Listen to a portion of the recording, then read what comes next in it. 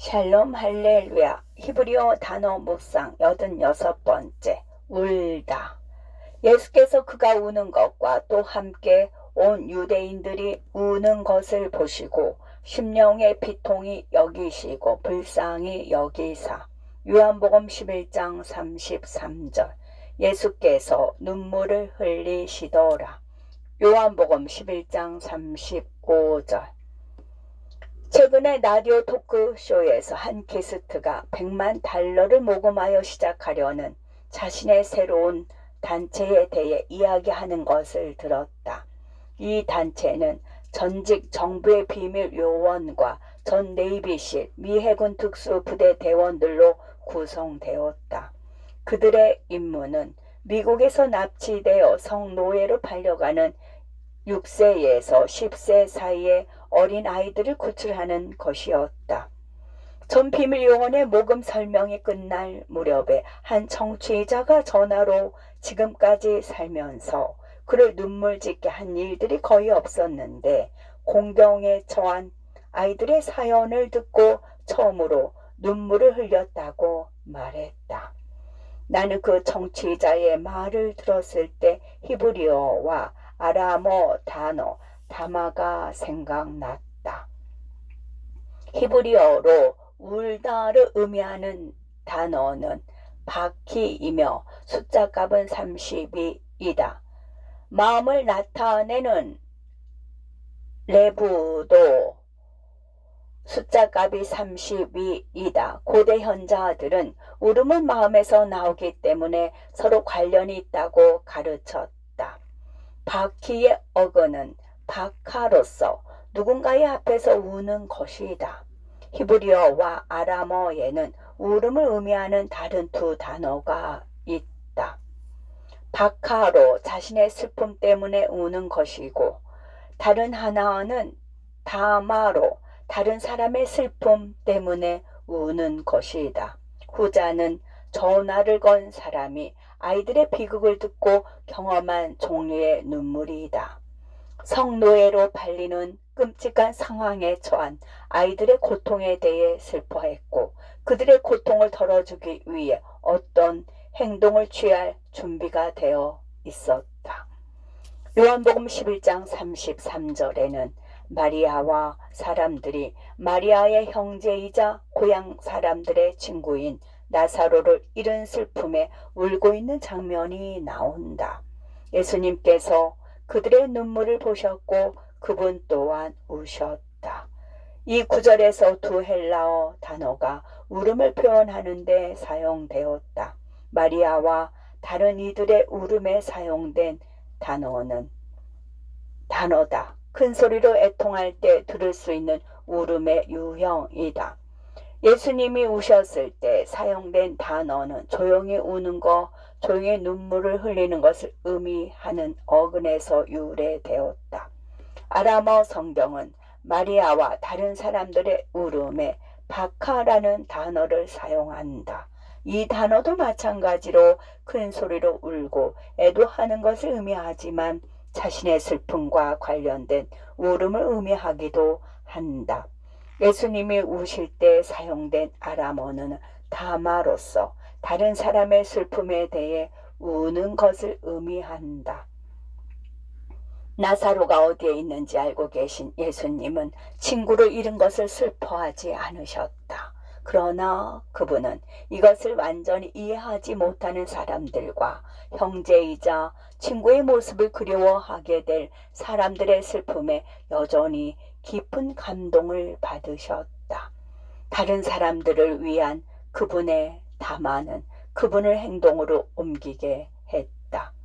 그러나 아람어 담화는 그리스어와 매우 유사하지만 세모 어근에서 훨씬 더 나아가 누군가의 마음에 들어가 그들의 슬픔과 고통을 느낀다는 개념이 있다. 성노예로 납치된 아이들 때문에 울었던 라디오 토크쇼의 정치자는 삶에서 어떤 호소에도 울지 않았다고 말했다. 또한 그는 자신의 교회에 이 단체의 사명을 설명하고 재정적 지원을 아낌없이 하고 싶다고 말했다.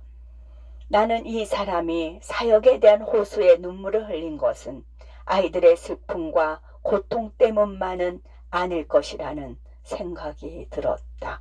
그는 자신이 하나님의 마음속으로 들어가 이 비극에 대한 하나님의 슬픔을 느꼈기 때문이다.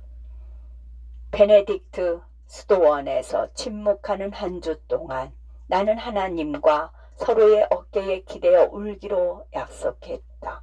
내 마음이 상했을 때 그분이 나를 위해 울어주시면 그분의 마음이 상했을 때 나도 그분을 위해 울 것이다.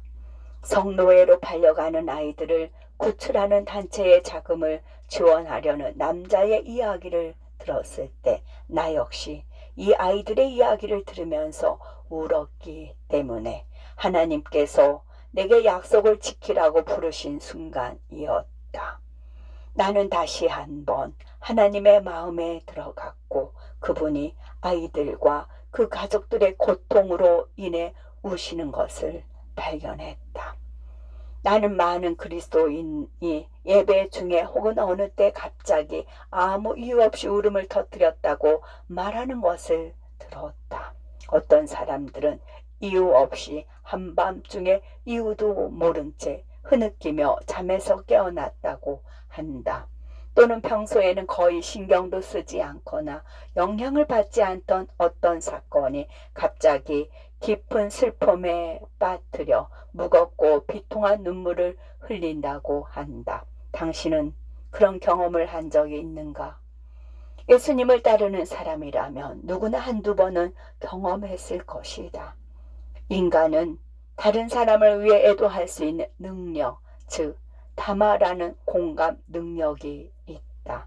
그러나 때때로 이것이 당신의 눈물이 아니라는 것을 인식할 필요가 있다. 그것은 당신이 눈물을 흘리고 있는 사람들의 눈물이다. 그리고 그 눈물이 같은 비극으로 고통받고 계신 하나님의 눈물일 수 있음을 인식해야 한다. 하나님께서 당신을 그분의 마음으로 초대하여 그분의 슬픔과 아픔을 나누고 함께 울게 하실 때가 있다. 우리 중 많은 사람에게 하나님을 예배하는 시간은 행복한 시간, 행복하고 아주 기쁜 시간이다. 당신이 하나님을 예배할 때 그분은 당신을 하나님의 마음으로 초대하여 그분의 기쁨을 나누고 이 기쁨을 다른 사람들과 공유하고 그분의 대연회장에서 춤추게 하신다.